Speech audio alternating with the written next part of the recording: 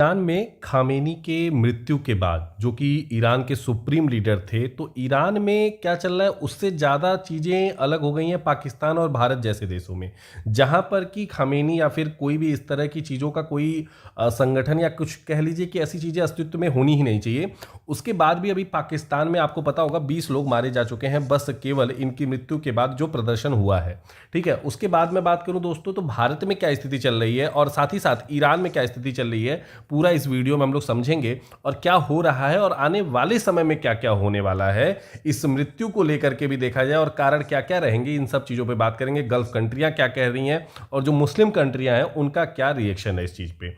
ठीक है, चलिए बात कर लेते हैं। तो देखिए, दो गुटों में बंट चुका है। अगर मैं बात करूं ईरान का, एक प्रकार का यूथ है जो कि बहुत खुश है, वो बहुत हैप्पी फील कर रहा है क्योंकि उनको ऐसा लगता है कि भैया इनकी वजह से, जो यहाँ के सुप्रीम लीडर थे उनकी वजह से उनके फ्रीडम्स को कर्टेल किया जा रहा था, उनके फ्रीडम को रोका जा रहा था, जिससे कहीं ना कहीं देखा जाए तो जो वहां का यूथ था एक तबका बहुत ज्यादा नाराज था, जिसके परसेंटेज बहुत ज्यादा है। और मैं आपको बताऊं दोस्तों, बहुत सारे लोग रोडों पे उतर के खुशियां अपनी जाहिर कर रहे हैं मृत्यु के बाद इसके। ठीक है, इस जो ये सुप्रीम लीडर ईरान के थे, इनकी मृत्यु के बाद समझ लो वहां की ईरान की जनता जो है वो बहुत ज्यादा खुशी मना रही है। लेकिन एक तबका है वहां पे जो कि इसका दुख भी मना रही है ईरान में स्वयं, और ये बात भी बताता है कि भाई उनको चाहने वाले भी लोग रहे, उनके विरोध वाले भी लोग रहे। अगर किसी देश में सोचो कोई बाहर का देश का व्यक्ति अगर उनके सुप्रीम लीडर को मार के चला जा रहा है और खुशी जाहिर की जा रही है, अगर एक तब मतलब मैं कह रहा हूं अगर 1% लोगों द्वारा भी खुशी जाहिर की जा रही है, तो इसका यह मतलब है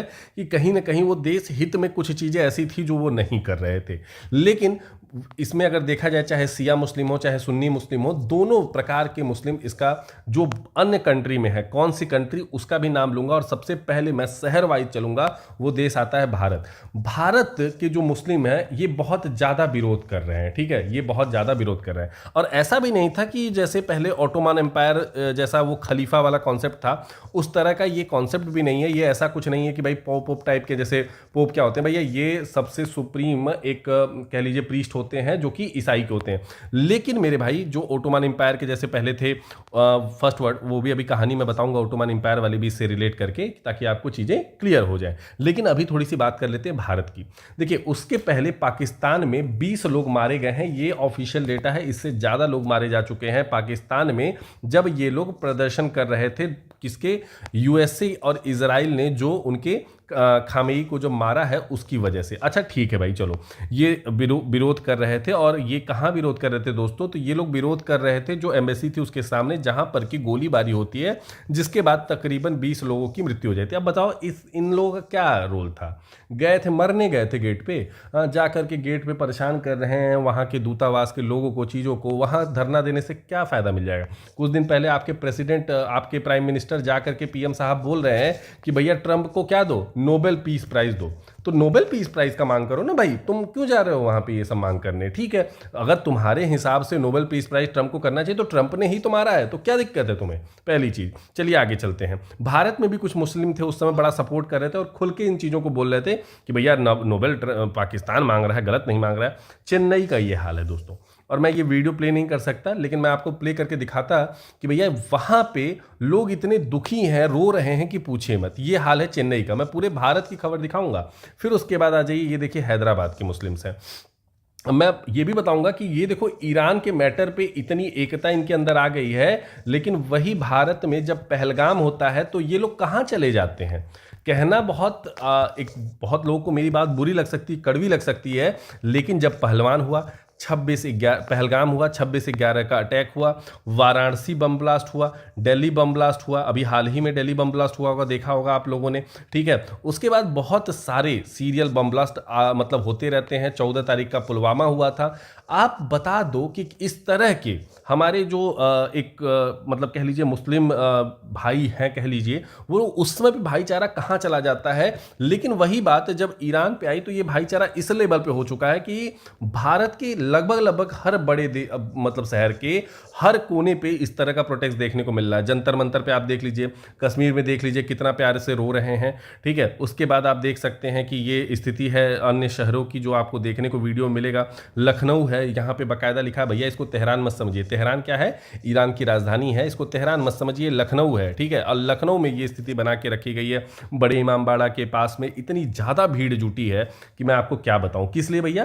कि क्यों खामेनी को मार दिया। अरे भाई, खामेनी को मारा गया, वो ईरान इजराइल इन लोग का मैटर है, लेकिन आप कहाँ पे हैं? आप इतनी भीड़ जुटा करके क्या कर रहे हैं? ये आप पहलगाम के टाइम पे कहाँ थे? आप 26/11 के टाइम पे कहाँ थे?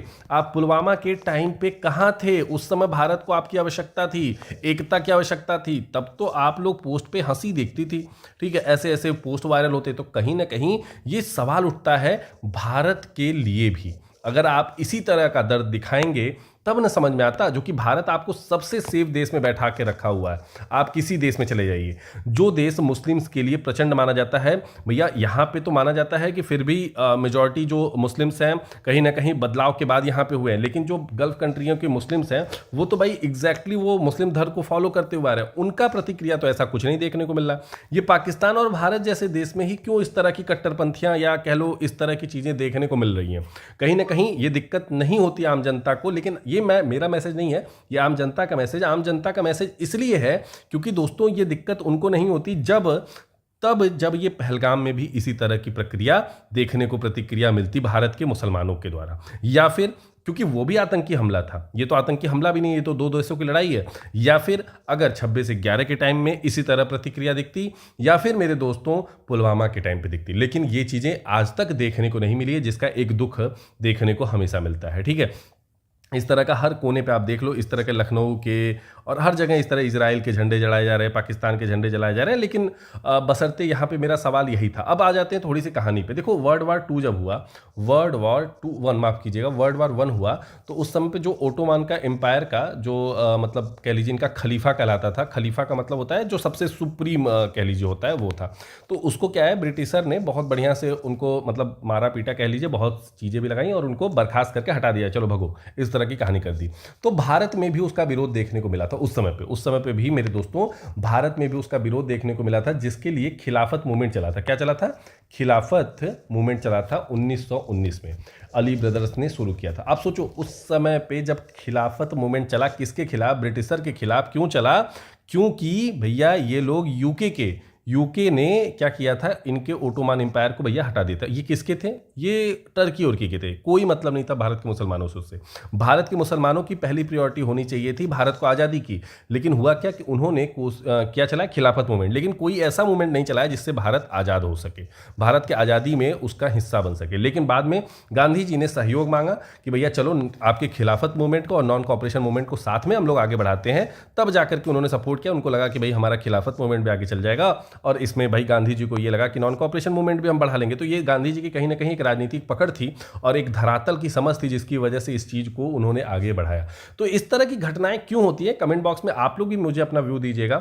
शायद मैं गलत भी हो सकता हूं, लेकिन ये एक प्रॉपर नॉर्मल व्यू है। जो चीजें जनता की प्रक्रिया, ये मेरी प्रतिक्रिया नहीं है, ये जनता की प्रतिक्रिया है, और जो चीजें देखने को मिल रही हैं लोगों को, उसके हिसाब से बनाई गई चीजें हैं। तो दोस्तों, मैं उम्मीद करता हूं कि आप अपने व्यू को जरूर कमेंट बॉक्स में बताएंगे। और मुझे ऐसा लगता है कि अभी इस वॉर में बहुत कुछ बचा हुआ है। कितनी सच्चाई ये भी अभी नहीं कह सकते। क्या पता है ऐसा ना हो कल के दिन फ्यूचर में ये पता चले कि भाई खामेनी जिंदा थे, ये एक षड्यंत्र था। क्योंकि यूएसए क्लेम करता है, इधर इजराइल मान लेता है। जल्दी ये लोग मानते नहीं है कि भाई उनका सुप्रीम लीडर नहीं रहा।